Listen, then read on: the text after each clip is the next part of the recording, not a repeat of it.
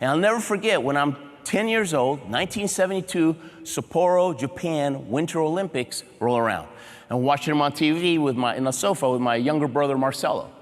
It's like, man, look at those skiers. They're flying down that mountain.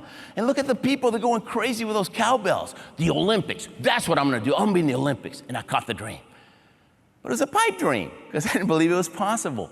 You're not getting picked to play sports in school, you'll be in the Olympics? Give me a break.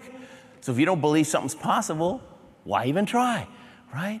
I wrote a book called The Courage to Succeed. And I believe that no matter what you're trying to do, graduate high school, graduate college, double your business, whatever, right? You gotta have two types of courage.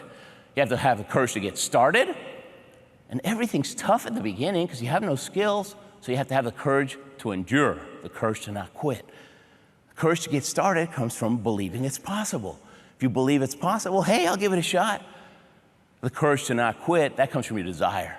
If you want something badly enough, ain't nothing gonna make you quit, right? Well, back then I had neither one of those. And so a couple of years went by, and my dad got tired of me talking the talk, but not walking the walk. And one day he said, Ruben, you like to read books, why don't you read some biographies? If you'll study lives of great people, you'll figure out what works and what doesn't work in life, because success leaves clues. And I thought, success leaves clues, that's pretty good. You mean I don't have to make all the mistakes by myself? I can learn from other people? So I started reading biographies. And I loved them because they were true life adventures. And after a while, I realized, man, every biography is the same book. It's always the same story, right? It's always a story. Somebody had a dream, then they went through a struggle, and then they didn't quit. They got their victory, right? There's always dream, struggle, victory. Dream, struggle, victory, then somebody shows up, they want to write a book about you. That's it. Yeah. And the one thing, the common denominator of everybody I read, and some of these people I read, 20 years, they're banging their head on the wall trying to figure out how to make that dream come true, but they don't quit. They either figure it out on their own, or they ran into somebody, became their coach, their mentor, showed them the ropes.